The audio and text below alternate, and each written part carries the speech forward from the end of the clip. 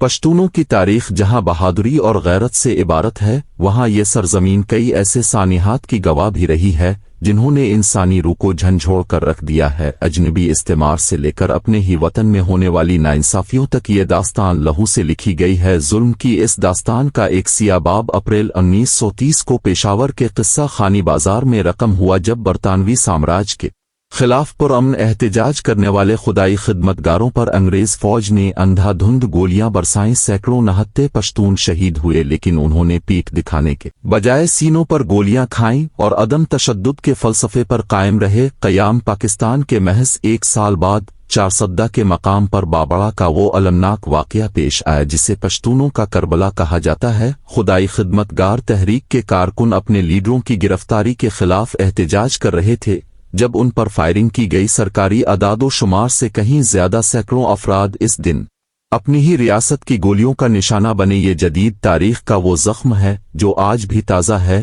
گزشتہ چند دہائیوں میں پشتون پٹی کو ایک ایسی جنگ میں جھونک دیا گیا جو ان کی اپنی نہیں تھی۔ وار آن ٹیرر کے نام پر لاکھوں خاندان بے گھر ہوئے، بازاروں کو مسمار کیا گیا اور پشتونوں کی سماجی و معاشی ساخت کو شدید نقصان پہنچایا گیا۔ بلوچستان میں پشتونوں پر ہونے والے مظالم میں اگست 2016 کا دن کبھی نہیں بلایا جا سکتا، جب کوئٹہ کے سول ہسپتال میں ہونے والے خودکش دھماکے میں پشتونوں کی پوری ایک پڑھی لکھی نسل یعنی 70 سے زائد وکلا کو شہید کر دیا گیا۔ اس واقعے نے پشتون دانشوروں اور قانونی ماہرین کے خلا کو کبھی نہ پر ہونے والا نقصان پہنچایا۔ کراچی میں نقیب اللہ محسود کا ماورائے عدالت قتل وہ واقعہ تھا جس نے پشتونوں کے صبر کا پیمانہ لبریز کر دیا۔ اس ایک قتل نے پورے ملک میں پشتون تحفظ کی ایک نئی لہر کو جنم دیا جس نے جبری گمشدگیوں، بارودی سرنگوں اور تذلیل کے خلاف آواز بلند کی۔ آج بھی سوات سے لے کر وزیرستان تک اور کوئٹہ سے لے کر کراچی تک پشتونوں کو مختلف چیلنجز کا سامنا ہے،